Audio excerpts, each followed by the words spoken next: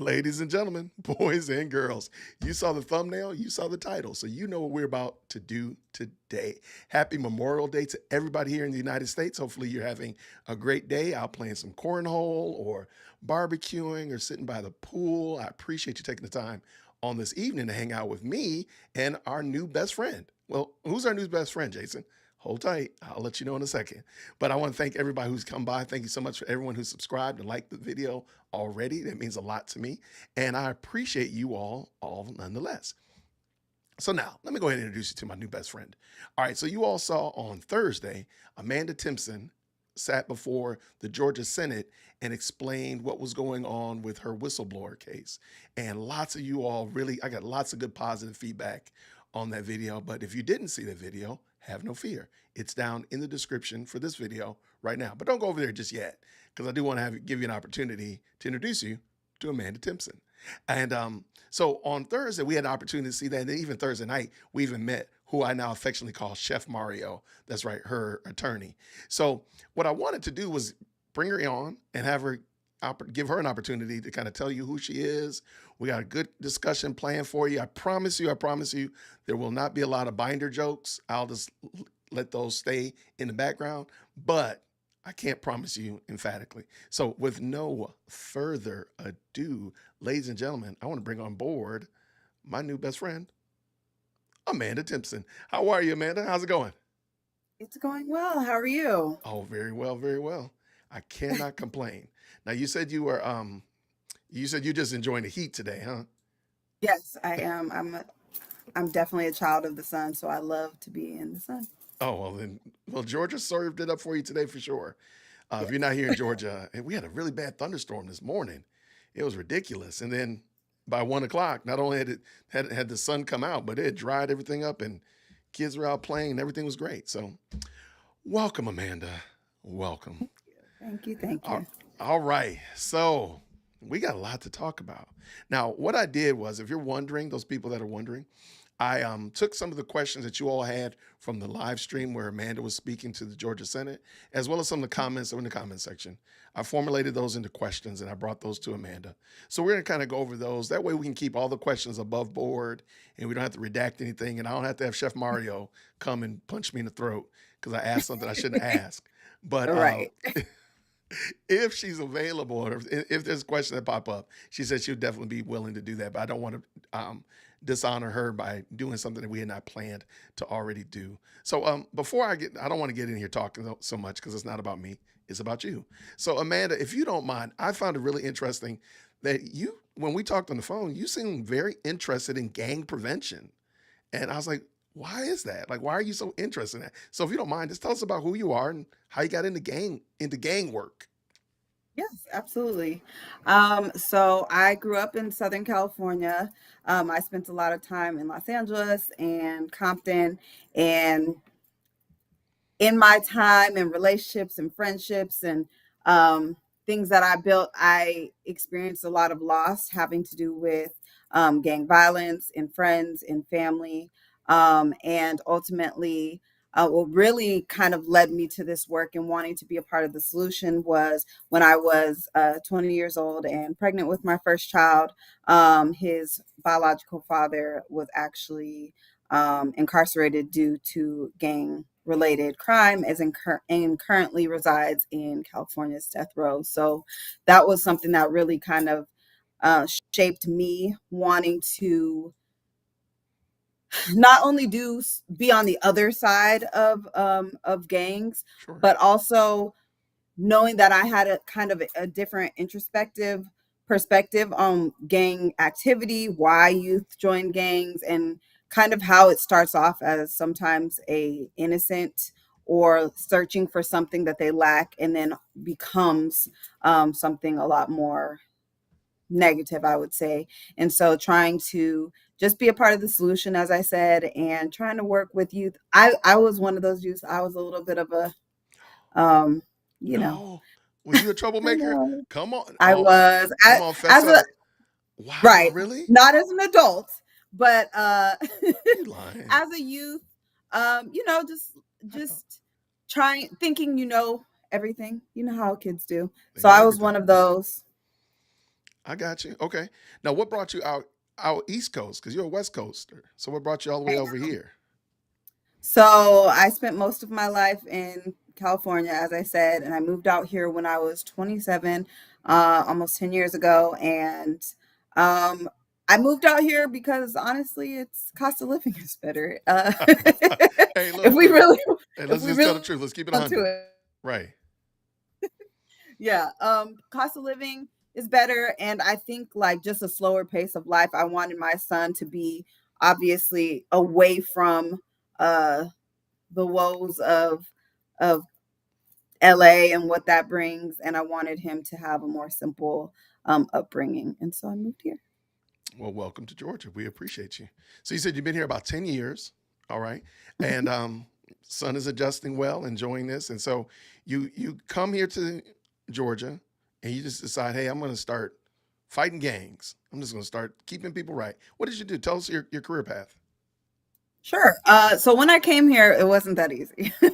I actually started teaching school. I've always been just interested in working with youth. So working in middle school was kind of an easy fit for me. I got There you. wasn't a lot of gang prevention jobs when I first came here.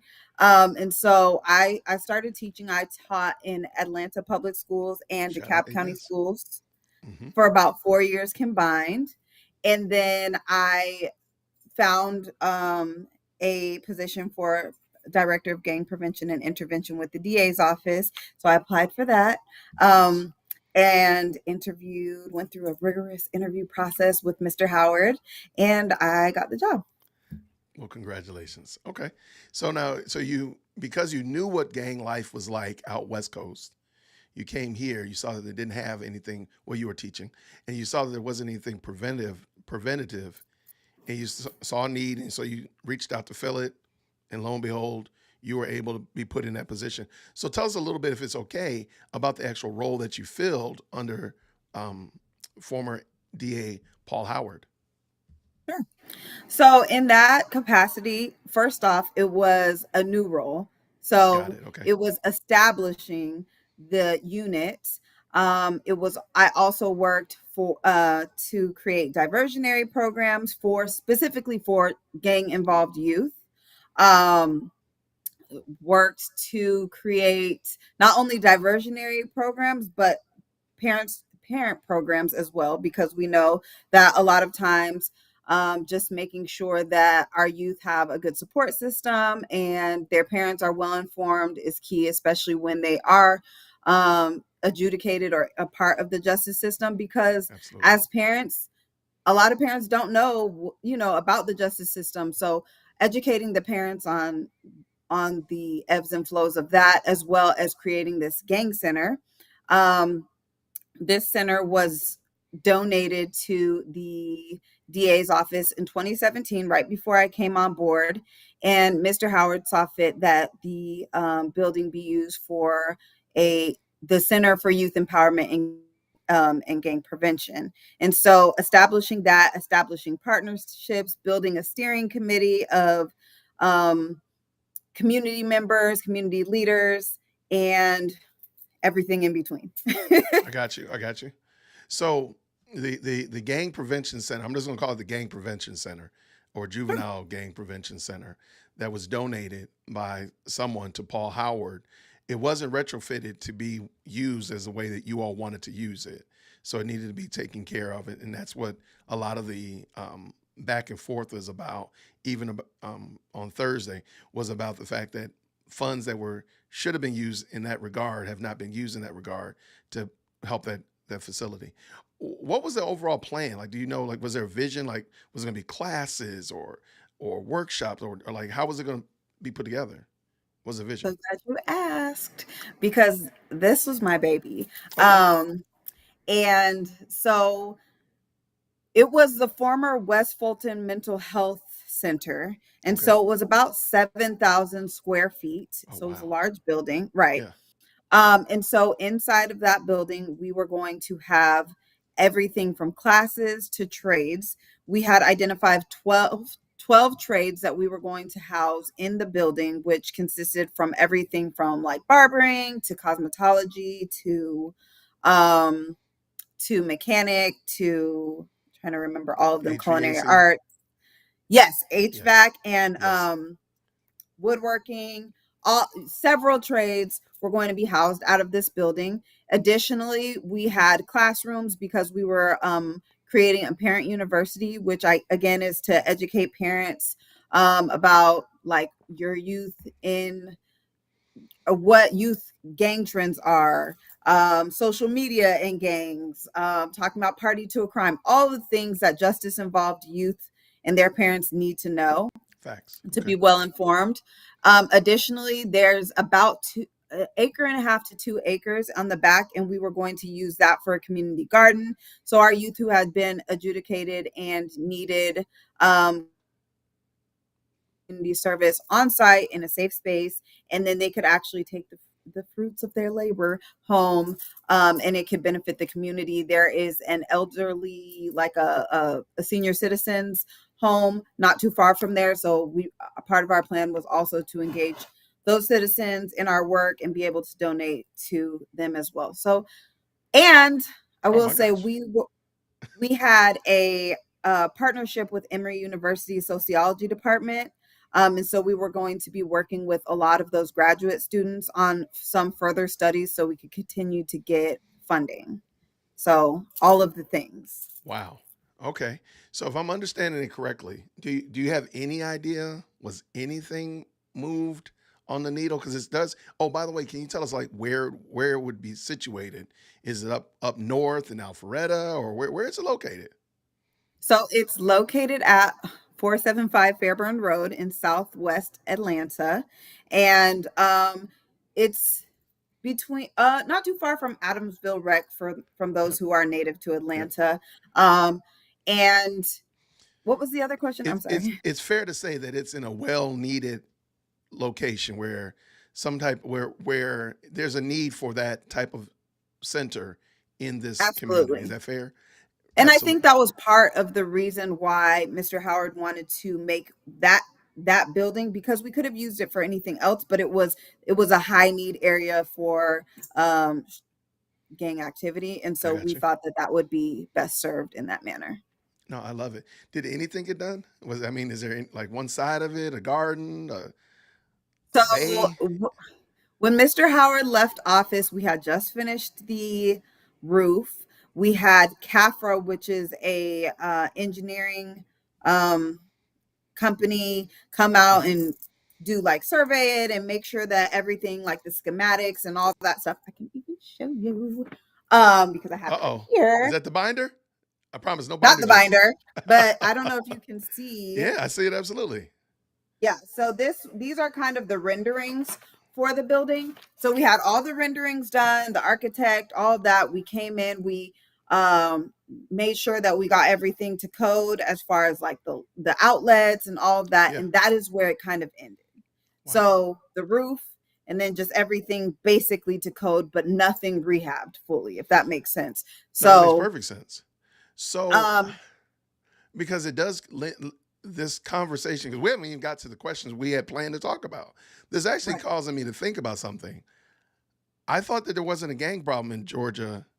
No one knew about a gang problem until Paul Howard left, and she who shall not be named came in to let everybody know. But Things apparently, look crazy, right? Like apparently where are the there things was a gang problem, and people were discussing it before because Paul Howard before? had this building before then. Oh, Absolutely. I'm Yep, sorry. exactly. And created the unit for gang prevention and intervention as well. So that was created long before, her she helped not who will not be named came on as well. But after that, we still had plans because again, I just want to make this clear. We had general funds allotted for the rehabilitation of the For sure. building. Right. The grant funds that are in question was for the programming out of the building. I got So you. to pay for people to come in and do the programming. However, we touted the fact that we had this building in order to get the grant. To get the Does that grant. make sense? Right. Like No, we it makes had a perfect place sense. to do this work. So had we not had this center in our grant application, I don't know that we would have actually received the grant.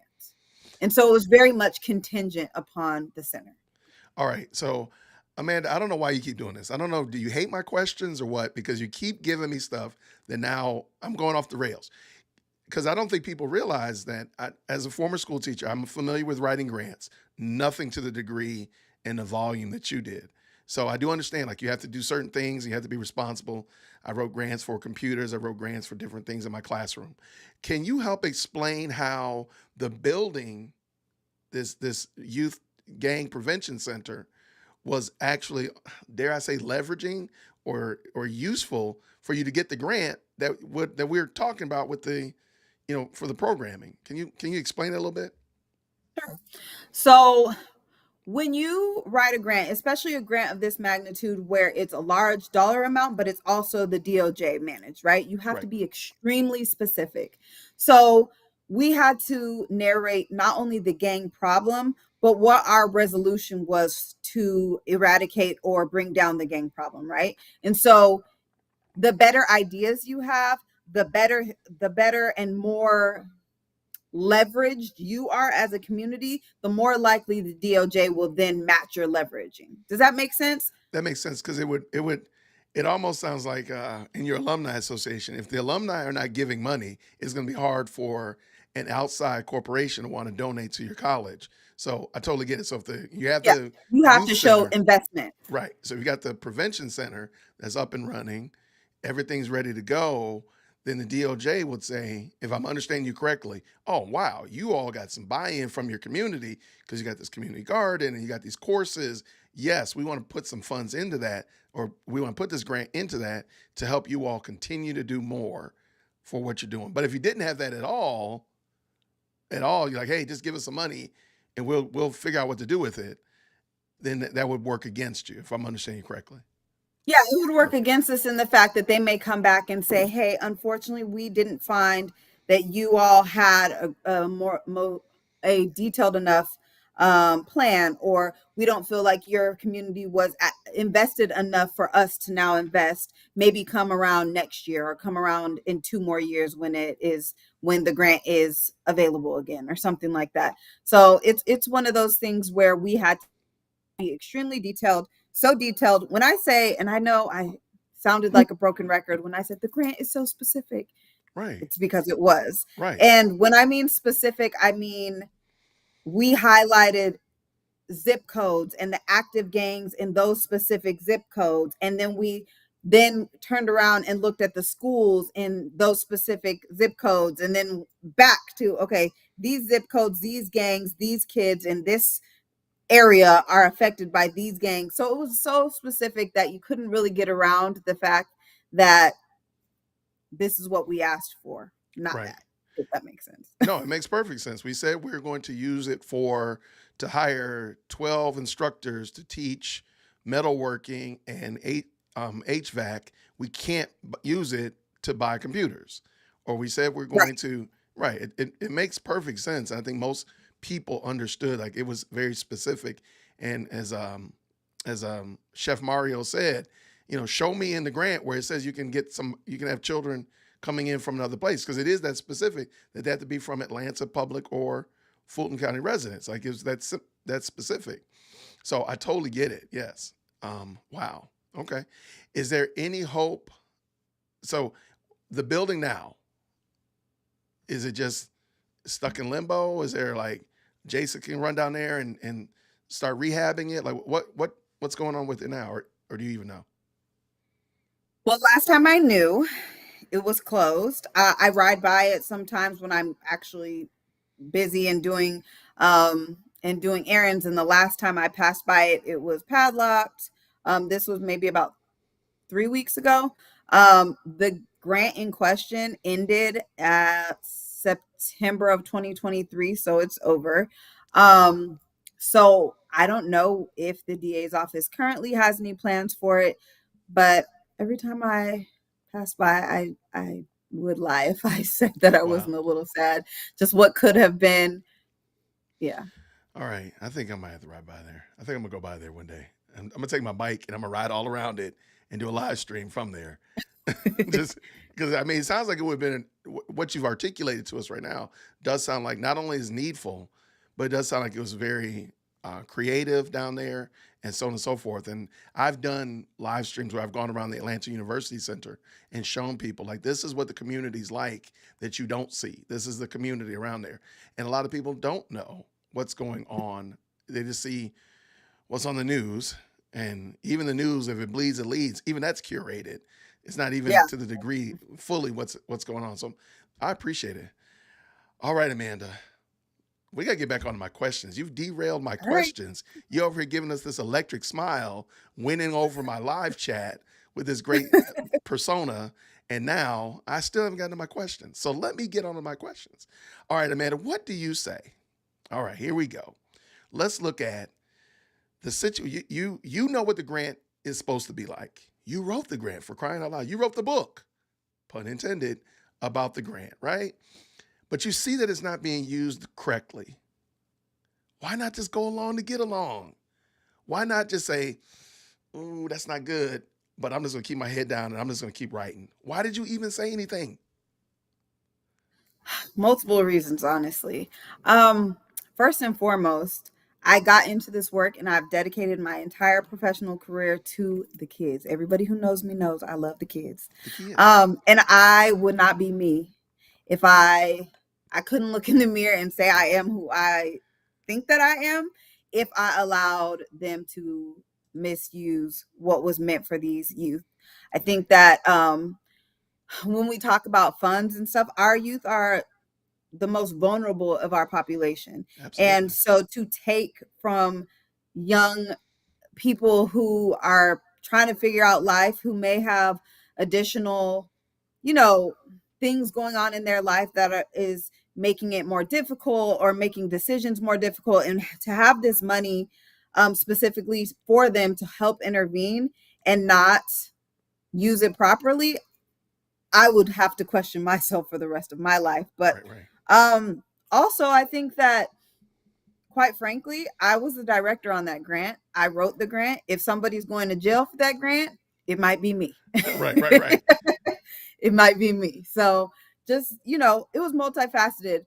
That, honestly, me never came into it. At first, it was all about the kids. And then it was like, oh, I'm actually scared. I'm Right, right. actually nervous about the fact that they may go through with this and it may come back on me as well. Yeah.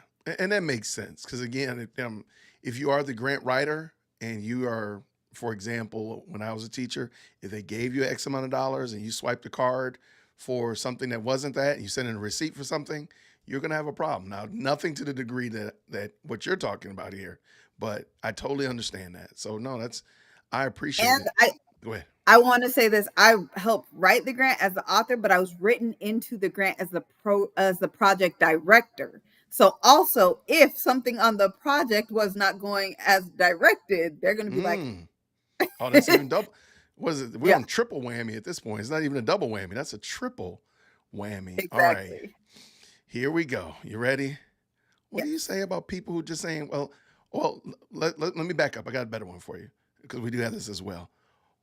What took so long? Why take so long? Somebody would ask. What's taking so long? I've had this asked to me before, as if it took so long because my claims weren't valid.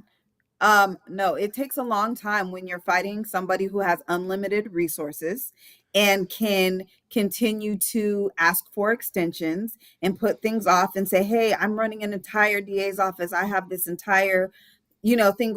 It is a valid concern to anybody, like, hey, this person has an entire office that they're running. So when you are having a lawsuit against, say, a construction company did something, it's different than having a lawsuit against an elected official who has an entire office to run, who runs the largest office, DA's office in the state of In Georgia. Georgia, yeah. Again, unlimited resources. So, little me over here just trying to make it work. Right, right. Versus somebody who has unlimited resources. I'm a taxpayer in Fulton County. Some of my resources might be going to Your resource against to the yourself. defense. Let that sink Exactly. in. Oh So, my gosh. yeah.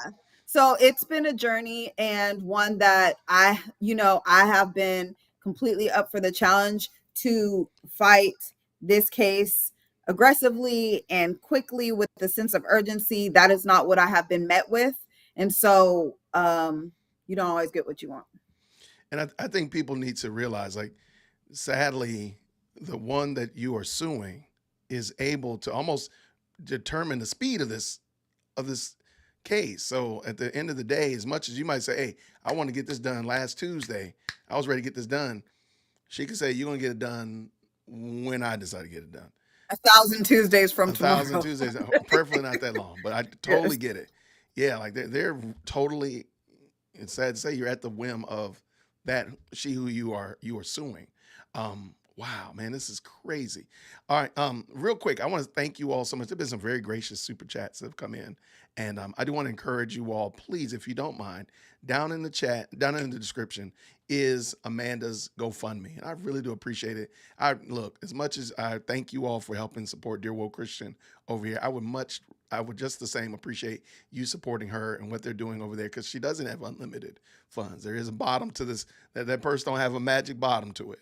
So she does have to do that. So I appreciate it though. So thank you so much, Q. She says you really gonna need this now. So I call my super chats the Rico Defense Fund, because I tell people that I live in Cobb County. I'm like, she can sweep me up because Cobb County got extradition rights. So and Brandon says, we appreciate both of you. The wicked gonna cease from troubling. Thank you so much, Brandon. Very kind of you, friend. Thank you so much. And he actually dropped another one. If she could answer, who does Madam DA really work for? Who are her donors? Does she have bundlers? I think he means handlers. And what is she doing in that position? So there's a lot of different moving parts there, but I will say this. Madam, I didn't, from what I know, she works for the state of Georgia. She works for the people of Fulton County. If there is any additional like funds or anything going in, I wouldn't be able to speak to that right. unequivocally. Obviously, heard rumblings, but of course, I don't know. I got you. And Yeshua right here just makes a comment. I wasn't going to comment on many of them, but he just wants to let you know that we're all praying for you, because Thank you. we know that you're just an average Joe or Jane just like us. So nothing special. You don't have you don't have the magic purse. You don't have the unlimited checkbook. You're out here doing this because it's the right thing to do. And ultimately it demonstrates that these people they're not above the law. They're not above the law. All right. So do you mind to tell us, what about, okay, here it comes. I saw this detraction quite a bit. You just want to take down Fani because you want to support Trump.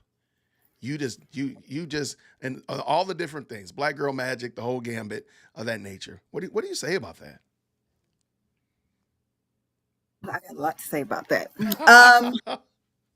I think honestly, I think it's sad. I think the narrative is sad. I have been saying this since 2021, long before this Trump case came about, long before it was indicted, almost 3 years before it was even indicted. And people who say, oh, you're just trying to take down Fani. What was Fani, and her administration doing to me and my family? Right. I am an average person and stuff, and the things that were done to me, do I not have a right Come on. to advocate for myself and my family when I, as a whistleblower, have completely been bullied and decimated in every way, like as far as my career path, as far as, just being honest, and people have to understand, as a black woman, I went to Fani first because I believed that she did not know. And as a black woman, I wanted, and it's not even just black. It was just like, as a woman, I was like, she's a mother. I don't Yeah. believe she could know about this. And that is where my trouble started. So for those who say, oh, she's just trying to take down her, or she's disgruntled, that is not the truth. Um, in all honesty, as much as I disagree with or have my own feelings about what people do, I wish bad to no one. Right. And a lot of people who make a lot of comments, they don't know me, so they wouldn't know that to make that assessment. But I would like to call myself a good person. Yeah. I like it. And I think also keep in mind a couple things. This whistle, you blew the whistle before the whole Trump situation came up. So it Long was before, so it had long nothing to do before. with it. Kind of like um the DA oversight committee that Kemp just signed about 2 months ago. They had nothing to do with Fani. It's just been in committee for so long, and it just came out of committee right now. So, to And the it's point, funny that yeah, originally it came about from the other side right, pushing it because of the Ahmaud Arbery case and other cases, and it just came to fruition now. But absolutely, again, my blowing the whistle was in 2021. We're in 2024 now. And correct. so I had no idea that it would last or take this long to even come to light. But also another thing is I just want to make it clear a lot of other people have politicized this. My complaint was in the court system for 2.5 years. I blew the whistle 3 years ago, but also my audio, all of these documents that have surfaced were attached to my complaint. So when people are like, the leak, anybody who wanted to see it, acknowledge it, find it, could have found it for the past 2.5 years. Wow, wow, and you said it during the committee hearing. You know what? I didn't think she knew, and I was just trying. I It seemed like didn't. the right thing to do. Like, oh wait, hey boss, do you know that this is happening on your watch? Which would have been completely benign. Nobody would have said anything about it. Or you trying to take down Trump, or you trying to take down Findings, trying to take down Trump, or none of that stuff. It'd been like, oh, that's the right thing to do. Like, hey, I don't know if you know about this. And I can honestly say, and I've said this 1,000 times, if when I told her, she would have said, "Thank you so much. I'm going to look into it," it would have died right there because that's how much I believed in her and that's how much I believed in her administration. It was the fact that I was demoted immediately Wow. after telling her when my antennas went up and I started sending myself everything that I could because I was like, that was not what I expected. Right, right, right. You I know what I totally get mean? it. So I was like, wait, hold on, what's really going on? But absolutely, my intentions were to let her know because I didn't want it to be any scandal in her administration. So yeah. I mean, which is amazing considering the fact that, and I'm going to say this, I think that she was already dirty dealing when you blew the whistle with Nate. There was already a lot of dirty dealing going on, but you were just as a normal person in the office wanting to do the right thing. And you just said you didn't want there to be a scandal in her administration. In my opinion, my name is Jason, dearwokec@gmail.com. There was already a scandal because she was already doing dirt. Like, that's crazy. Like, and the fact that, you're just in there doing your job, wanting to do the right thing and wanting there not to be a scandal in her administration. While, of course, she already had a scandal going on in her administration, which is, again, just amazing. Uh, wow. No, that was, and I picked it up during your committee hearing, and you're like, I just wanted her, I just didn't know she knew. And I think that's the Right. right thing to do. And you just said it, like, if she had said, sure, I appreciate it, I'm gonna look into it, we probably wouldn't be talking right now. That's At least crazy. not for a little while. Say again. At least not for a little while. Like it would have held me off for a little while until those quarterly reports needed to be done. And Yikes. All right. And this is off the cuff. Can you please explain to the audience?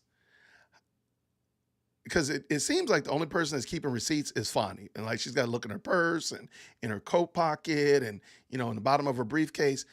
Can you explain how, since you were the director of grant writing, how does that the information and the artifacts get captured so that you can report to the DOJ that, hey, we've used the money like you wanted us to use it?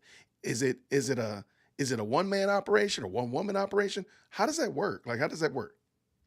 so I actually wasn't the director of grants. I only helped on that one specific grant. Okay. But I will say this because I do know a bit about grants. So not every organization does the work. Like somebody like the DA, we would have sub recipients or sub awardees where we would Sure. find other organizations in the community to help us do the work and we would manage the work. So each month or biweekly or however the organization has it set up, those subawardees would turn in documents that would show their work essentially, So right? if I were, And then if Jason was a sub awardee, I have Jason's welding, Whitaker's welding, and you guys are gonna, and you got a welding class in your gang prevention center, and I would submit to you an invoice saying, so or whatnot. we would already have a allotted amount um that we've agreed on in an MOU, which is a Yep, memorandum of understanding, right? correct. And what Jason's welding or Whitaker's welding would give to me would be how many youth did you service, the name of those youth, and what the outcomes were. So say Johnny, um he finished 24 hours out of 30 that month. Okay, he had an excused absence, and this is Johnny's on pace to finish in July, because Okay, he's behind a few hours or whatever. right. So we would get those type of informationals or whatever, documents, and then we do a quarterly report. So we would take them, we would look at it and create a snapshot of each quarter, what our progress looked, and we would turn that into our grant, whoever the grantee is, right? So to the DOJ, we would show them we've serviced this many students or youth, we've seen these outcomes. This is how we captured the outcomes. Say there was a post or a pretest or something like that. Absolutely. This is how we've captured those outcomes. This is what we expect for next quarter. And that's how we would go throughout the entirety of the grant. So for her to write to Jim Jordan that she's collecting these artifacts or she's going to roll them out would be disingenuous because they should have been doing that ongoing. If I'm understanding it correctly, you shouldn't be a mad hatter running around for the last, the 11th hour to collect artifacts because you should have been doing this ongoing. Am I right? Absolutely. Yeah. And not only that, but the grant ended. We were awarded at the very end of 2020, and the money was dispersed in the beginning of 2021, and it ended in 2023. There's absolutely no way that you should just be getting documents to create your quarterly reports or whatever the case may be. There's no way you should be searching for those. You should absolutely have them readily available. And so I don't know, the DOJ does have a lot going on with a lot of different grantees. I don't know Yeah. if they were behind or like, I don't know, because again, I was taken off those things and I was unable to see. But generally, you should have those quarterly reports, and she should have them for the 3 years that the grant was alive and well, readily available. So what do they do with it? I wonder. Okay, I got lots. Actually, now I have more questions than I initially intended because now I'm bothered. Like, wait, hold on. Because and actually somebody else asked another question that's kind of got me going down another direction. So if you were the point person for the grant when you were no longer in the office, who became the point person, or did the money No, just go into the? See, that's so yeah. Never mind. I got a bad because feeling texting. I was the project project director, excuse me. And so I'm not sure. Wow.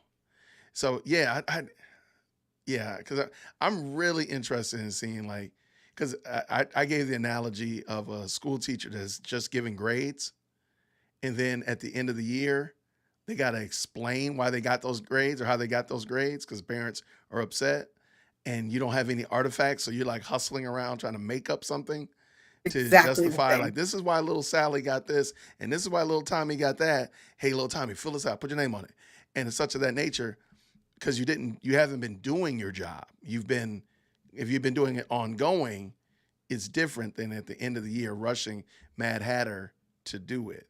And I'm sorry, that looks just like she's Mad Hattering. Trust me, I know. I've seen it done before. Not me. I've never done that before, but I've seen other people do it. No, that's wild. All right, so I appreciate that. No, for real. So, how is this overall? If you don't mind, if there's anything you don't want to talk about, it's perfectly fine. How has this had any kind of impact over at the Timpson abode? Like, how's your family holding up with this? Everything being on the news and in the newspapers and blogs and this crazy guy right here on the podcast. Like, how's that working out?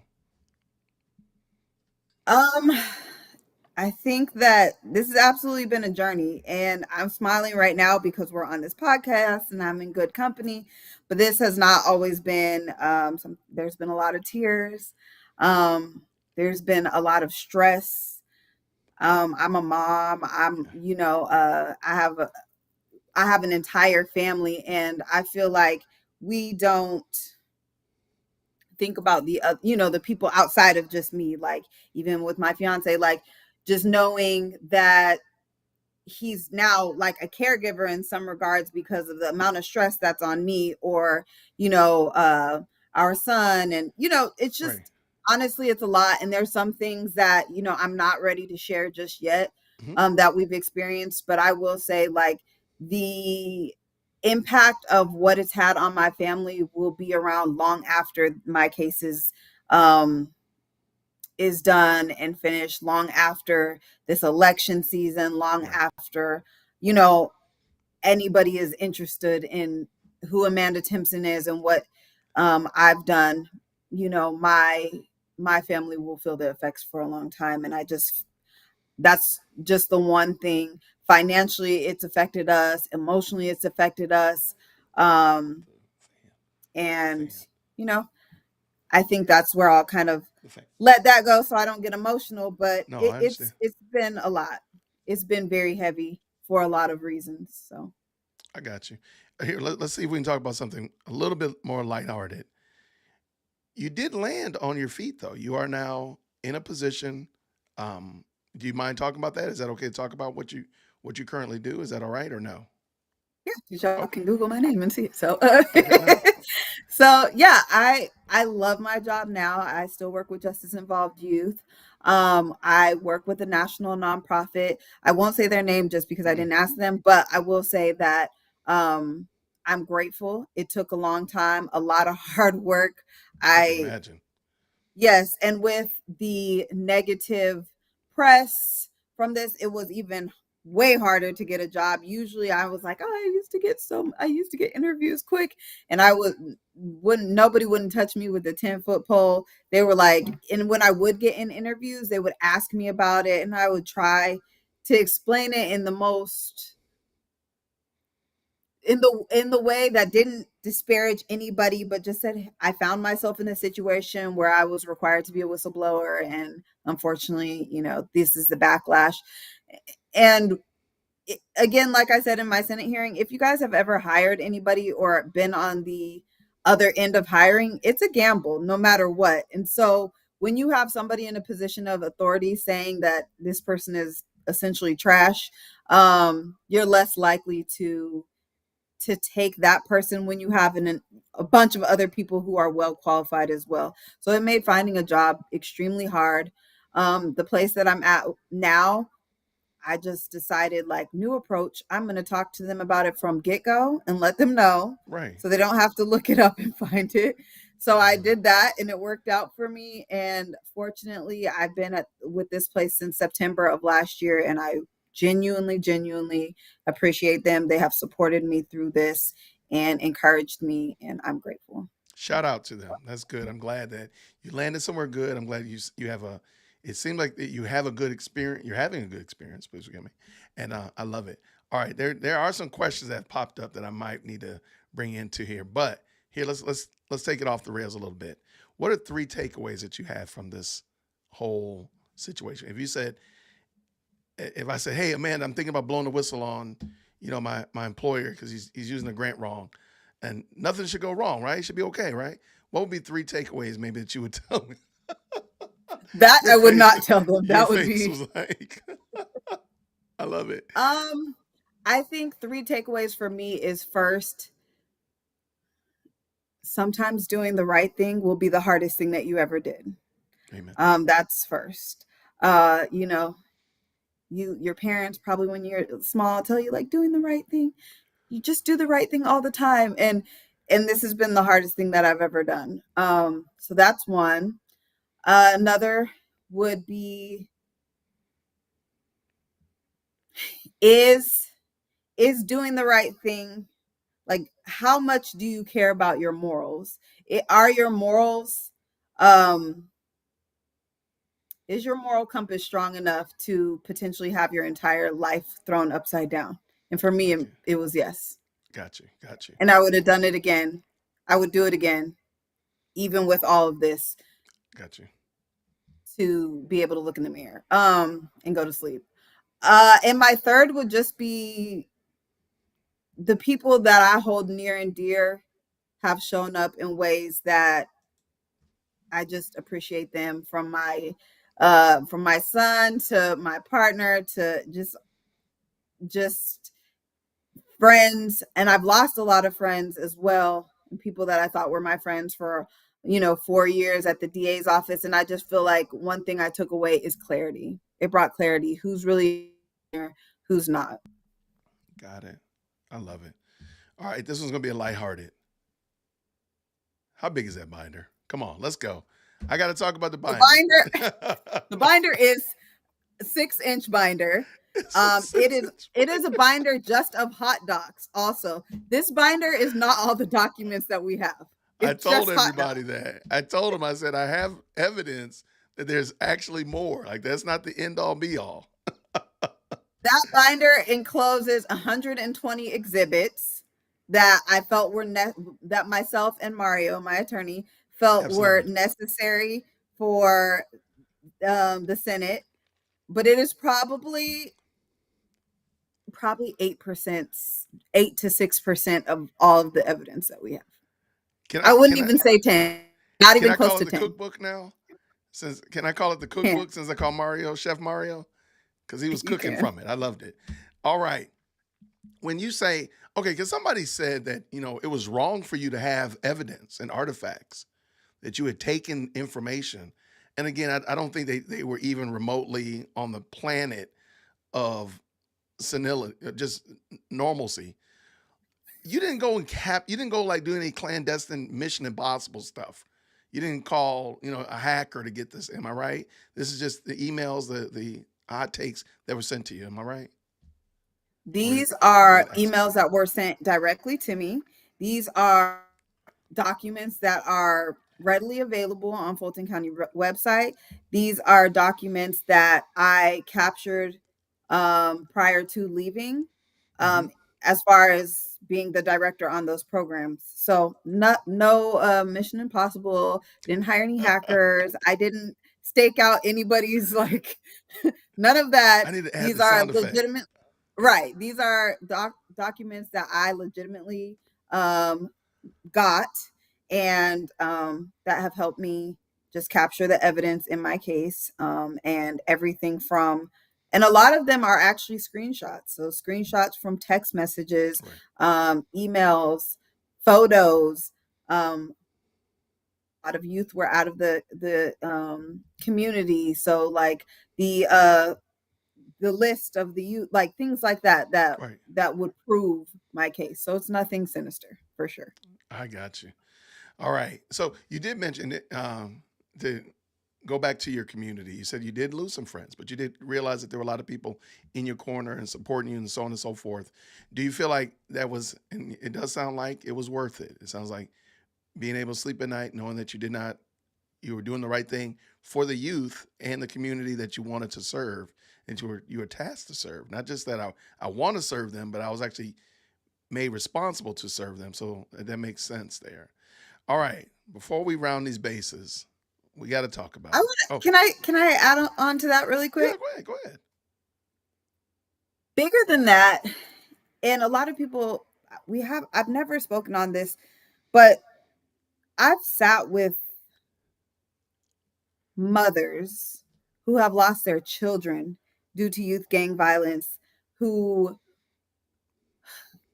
who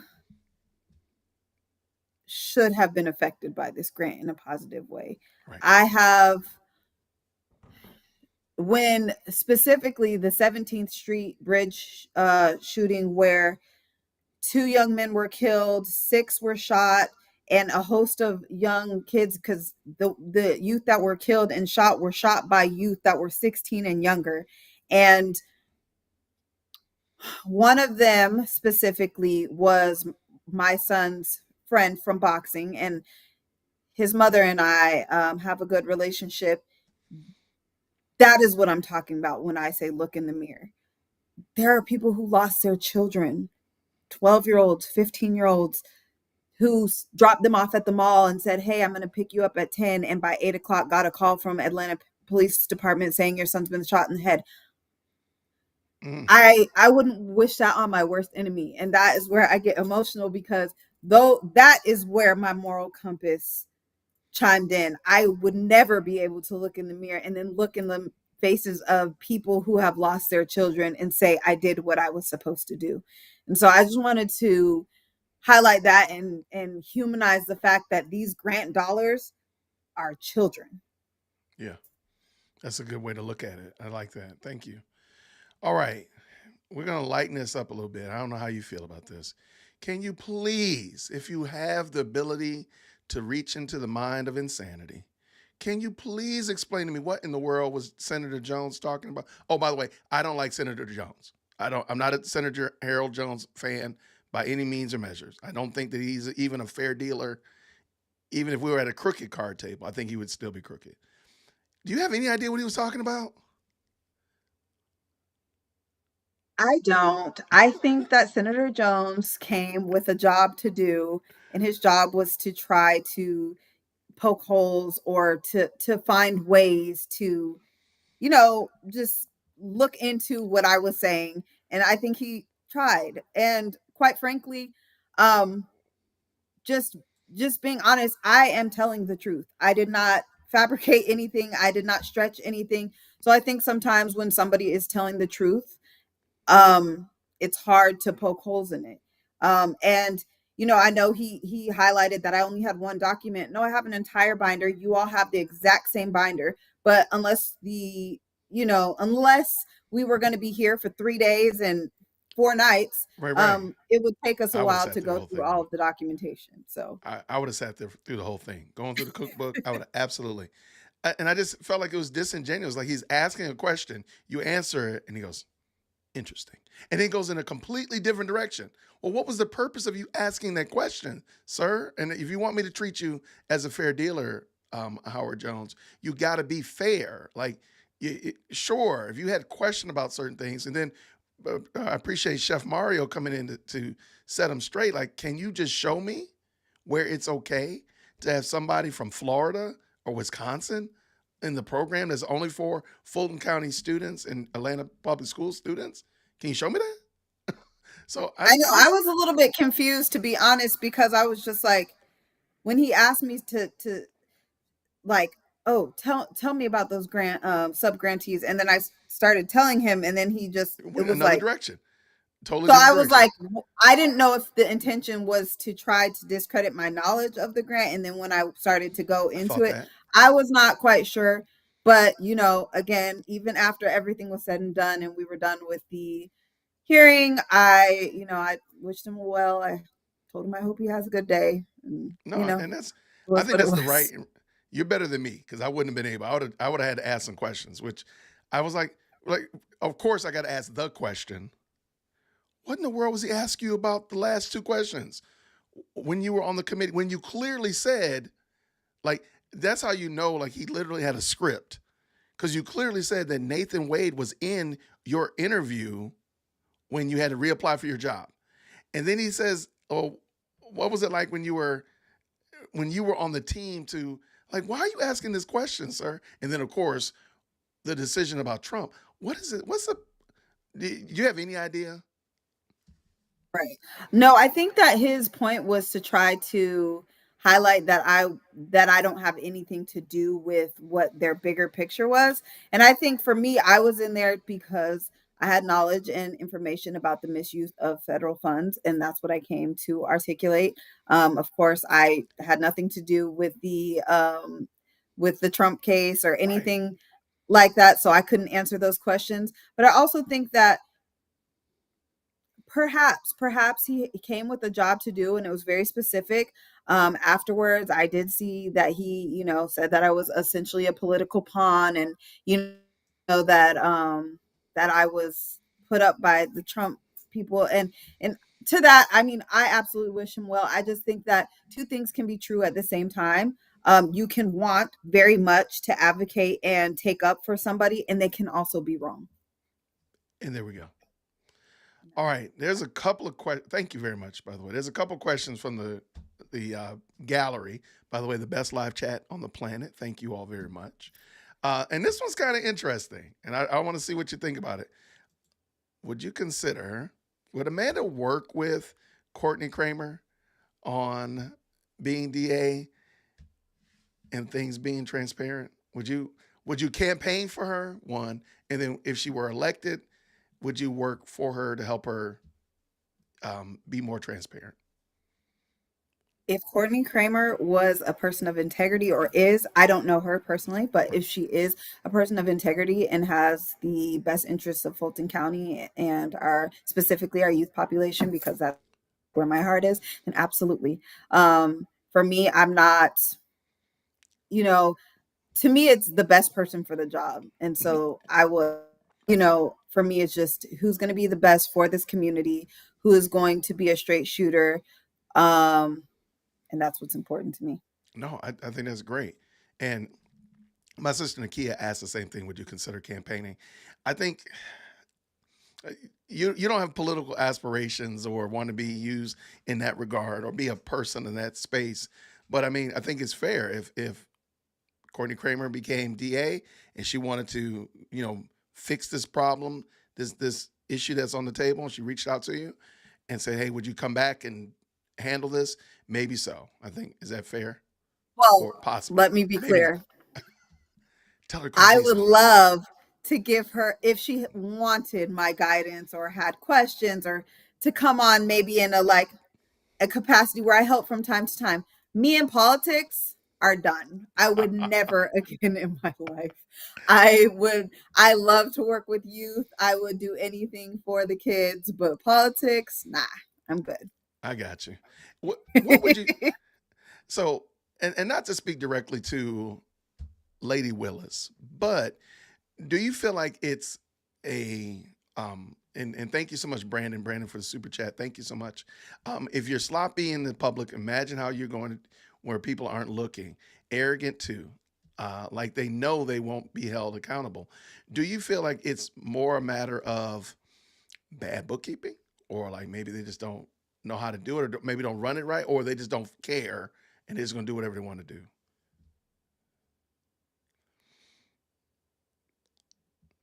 I think that if it was bad bookkeeping or something, then they would have asked me more questions. And I'll just leave it at that. Okay, They would have no, asked me, yeah, they would have asked me, is there a better way to do this? How should we do this? Okay, why is it, where does it show in the grant we can't do that, or something like that? right, I got you. Um, and that wasn't happening. It I wasn't think that happening, if it yeah. was bad bookkeeping, then they would have, looked a little deeper and been like, "Oh, thanks, Amanda." I promise you, I've seen people saying, "Well, why was she so persistent at that point? She was doing too much." Well, not when my name is on the grant. I'm not doing too much. I'll say it a There's a thousand times. lot. But right, but also I think that at a point, me being so persistent, at no point in time was it like, no, Amanda, that's not the case. We've went and we've gotten some type of edit or something to the grant. The grant no longer says that. Oh There's wow. none of that was ever said to me, so that I could be like, okay, we're good, never mind. And so I think if it was bad, just on the up and up, just an honest mistake, it would have been corrected a long time ago, and I might still be there. No, I Wow. wouldn't at this point. I Right, wouldn't right. at this point, but I would have been for longer. No, wow, that's kind of crazy. So, are there other programs that you know of in Fulton County? Like, I know there's like gang prevention task force, and of course, there used to be specific gang um, work within even the APD. Are there anything like that still, or do you feel like they're all not able to because of the DA's office? No, there's other programs, smaller programs. There are programs like Glacier's Ice. I don't know if you guys are familiar with that, but that is a youth Glacier program Ice. that is geared towards youth in the justice system, and works with them doing Italian Ice, basically gives them a job and teaches them some work skills and stuff. And the it's hard to promote it, but the program that I work with will be coming to Atlanta in October. They're a national nonprofit, but I will give you some background. It was started by a chef, and Mario? he, not Chef Mario, but it's a fine dining restaurant run exclusively by justice involved youth, and it teaches everything from front of the house to back of the house, and they are paid interns. They have full service therapy on staff. They have educational services, 24 hours case management, and a family component, for like a family supports component as well. So good things are coming to Fulton County, and there are good people out here. You just got to kind of look for it. And for those of you, because I just said 3 times, who keep saying it is my nervous tick. It is Oh, my nervous tick. no, it's okay. We all have something. So look, trust me, the things I get corrected on by the best live chat on the planet, trust me, you're gonna get a pass for all the stuff they're gonna say about me. Trust me. Okay, here we go. All right, now we've finished our questions. So now I got some other ones. All right, so Okay. Amanda, here we go. If you could fix Atlanta's gang problem right now, give me 3 things that right now would result in your opinion, and money's not the issue, support is not the issue, any of that stuff. What would be 3 things you should say? These 3 things would really help resolve the gang issue in Atlanta. Go. I know. Saying you open a can of worms. I think we'd have to go back to family structure. To me, a lot of it I is told single y'all. parent households. Yeah, single parent households. And a lot of people are doing the best that they can, but Yeah. with youth, there you need different energies and all of that. And anybody who's a parent knows it is a multi-person job. So I think that's one. I also think probably having like free counseling for families. A lot of times it's familial issues, and these youth go out there and try to find somewhere they belong and fit into. Um, and nobody is starting at 12, 13 with the thought in mind that they're going to be grow up to end up in prison or something like that. I think that so family, I think that that's probably one of the biggest issues. I think another thing is finding ways um to create job opportunities that are skilled work, but Hmm. not necessarily a graduate degree or something like that Right. work. And really putting out to our youth that electricians make money. Okay, Look. plumbers make money. And creating a space where there's no shame in those positions, and that they can get into these apprenticeships.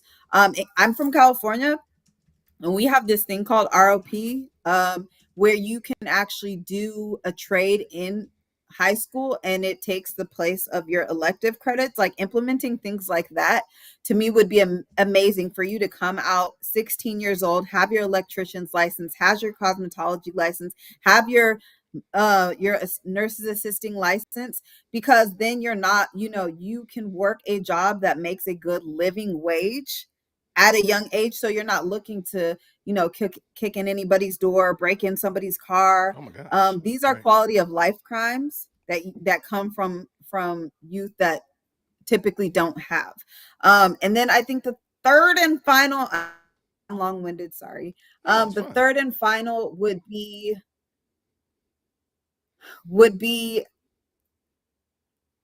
I think allowing youth, like, to have some allowing youth to be youth, and having some type of universal, I know there's going to be pushback, universal handles or on social media. I just think social media is the Oh, devil. And no, I agree. to be honest, I think having some community guidelines on social media, to where like 16 and younger, but like better than just pushing a button and saying I'm 16, I'm 18. Like that Right, doesn't right. work clearly. Um But I think, yeah, vocational training. I saw Yeah, your yeah, yeah. chat, but vocational training is actually um absolutely such a deterrent from youth diversion and justice involved, because a lot of times they're looking for ways to make and get money. Yep. I, and it's real simple. If the task requires your hands to be dirty, you're probably in the right way. So, electricians, farmers, carpenters, welders. If you Panic. got a dirty hands, if you got dirty fingernails, it's good to go. Because I put in the chat earlier, who are you gonna call when you can't charge your Tesla? Absolutely, absolutely. When you can't charge your Tesla, sure you can earn it. Sure, you own a Cybertruck. If you Yeah, can't charge that sucker, who you gonna call? That's right. exactly. There you go. And one thing I will say, my I come from a family Yes. of trade based, like men specifically. My grandfather, he's a master electrician, and he retired from Anheuser-Busch making well over six figures. My uncle, he's a master welder, and he works for Anheuser-Busch as well, Oh or wow, he did work for Anheuser-Busch. And they make a lot of money, a they lot do. of money. And I think that more money than I've ever made with a master's degree and all of that. So I encourage our youth to look beyond what they see, the rappers and all this stuff, and look into some, some less traditional things. Yeah. So okay. So are you team? Everybody needs to go to college. I am not. Okay. Never been. Yeah. Yeah. Uh, I think that there's a place for everybody. I think college is a great experience. But I also think that pushing college for everybody for everybody. really, I think, is rough for those who didn't have it great in school, but may Hmm. be a great, like I said, electrician or a plumber or something. And I think it makes them feel like if they're not college, then they just have to work at McDonald's. There's so much in between. There's Right. so much in between. No, I agree 100%. And I have a rising. Well, no, she is a senior and a rising freshman, and they're going to go to college. But I'm perfectly fine if chief executive second born decided she wasn't going to go to college, she wants to do it, go another pathway of success for her. I'm perfectly fine with that. Yeah. Yeah, like Nakia said, and if I'm not mistaken, I think Nakia is a West Coaster as well. I think I might be hallucinating, but again, entrepreneurial classes in high school, like teach entrepreneur Yes. class in high school. That would be again. I think there's a place for college. However, the place for college is not. Everybody doesn't have a place in college, and therein Yes. is the. I need to write that down. Write that down, somebody. I just made that up, but I think that that's the point. And I love your ideas to resolve the gang issue, because I think like the first thing is the family structure. Because again, I was listening to. I've listened to many people talk about how to fix and resolve society's issues, and they're always something heavy leaning on government, heavy leaning on somebody else making decisions, not me just deciding to stick it out with this woman that I married 23 years ago, and we just figure it out. We're gonna just tough it out till the end, and we're gonna raise these girls to be who they're supposed to be. But I don't need the government to do that. That's what I need to do. So Yes. I think that's great. All right. What do you want as we get ready to round these bases? We see home plate right in front of us. What do you want people to know about Amanda Timpson? Timpson, forgive me. Um, I just want them to know that I'm regular, just like y'all. A regular person that decided to do the right thing. Um, and I'm a mom, and I'm just a community member who wants a community that our kids and we can be proud of. And I think that at the end of the day, um, I just I'm grateful for the support of people, so grateful. Um, and just for, to be in a position, I'm actually shy. So this is a lot You're for me. crushing it. You're Thank crushing you. it. Shout out to you. If this is what your shy is, then I don't want to see extrovert I, Amanda. yeah, I've worked my way up, but like I'm a shy person that doesn't like a lot of attention. I got you So this has taken me so very far out of my comfort zone, for and it's sure. taken me far out of my comfort zone for a good cause and a good reason. And I'm just a person that decided to make a decision that wasn't the easiest decision, but was the right decision. I love it. I love it. Okay, I'm sorry. I know I said we're rounding the bases. I said we had, You're, but you're okay, good. we gotta go back to third base. Okay, the election, the primary this past Tuesday. Did you see that coming, or Is that okay? Did you see that coming? Fani's victory, Christian Smith coming under 18%. Did you see that, or did you think it would have gone differently? What, if you don't mind? No, I don't. I, s- I saw it going the same, but I did think that Christian would probably get a little bit more support. Christian's a really good guy. I know him, not well, but we've crossed paths, and he Sure, seems to be a good guy. But I think that there wasn't enough exposure for people to know who Christian was. But I also think that we have to keep in mind that it was a very, very, very low turnout, and so we'll see. I got you. Um, and since you live in Fulton County, have you seen anything from Courtney Kramer in your neck of the woods? I think I saw something the other day. I think I saw a yard sign the other day, and I was Okay, like, "Isn't that?" So yes, okay. but I will say this, Courtney, more yard signs, Say again. more yard signs, That I agree one because hundred that was percent. the only one that I've ever saw. That's the only I one that haven't I've seen ever one at seen. all. I've been Yeah. looking for. So I've been looking for like I don't see any interviews. I don't see any memes. Like last night on the show, we literally went through and just saw like you just type in Fani and that's all you see is just Fani. But if you type in Courtney Kramer, you'll see one or two Courtney Kramers, and the rest is all Fani's still. Like right, so, and I I got you. think I do think real quick that it's kind of impossible for Courtney to get, not impossible, but Fani is she's running for the seat again, and She's then she's me. had a lot of high profile cases, so she's been able to really be in the media a lot. So I think that that's just kind of the nature of where we are right now, Yeah. but you know Okay. No, I appreciate it. All right. I didn't mean that. So now we are now on our way to home plate. We are there. We're almost there. Well, tell us what else can we do to help you out? I've seen the moderators have been dropping your GoFundMe in the link in the chat. Is there anything else we can do? Anything else besides, of course, praying for you? Is there anything else we can do as a community to support you and the Timpson family, or what you're up to? um I think honestly, just the support, if you all are in the position to support me financially, then I gratefully, gratefully appreciate it. And Absolutely. if you aren't, that is fine too. I know the economy is wild, crazy right now, but at the Yeah. end of the day, just your support and knowing that I have a lot of people who genuinely are rooting for me, and that means the world to me. It means the world to my family. Again, we've been doing this for 3 years by ourselves. Wow. There was no, oh, Amanda, and all this in the Right. news that didn't exist for 3 years. So we just appreciate the support and just keeping us in your thoughts and prayers and all that good stuff, sending us good energy, whatever your thing is. I love it. Thank you. Okay, and if you don't mind, you said that when your company decides, or when your entity that you're working with now moves forward on that nonprofit that they're going to be pushing out, please let me know. I'll be more than happy to promote it, more than happy to talk about it. If it's something that I can be a part of, do a live stream from there or whatever like that. I would love to talk about it, and I don't think that this should be the last time that we talk to you, hear from you.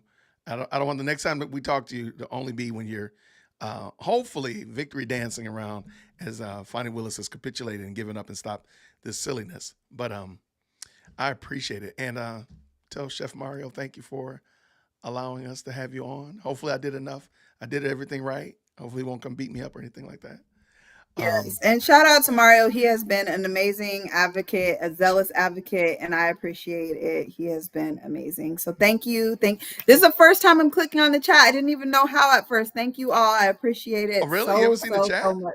No, Oh my I didn't know. gosh. The chat has been crazy. Oh, I now didn't know we're back at how. first base again. We got to start over again. No, we are no, they've been very supportive. Lots of good commentary there. And I've been trying to pull it up, but I didn't want to distract. 'Cause You're I'm kind of good. used to it. So I'm used to being distracted and pulling up comments. So Yeah. Thank you so much. I appreciate you all. Thank you. Thank you.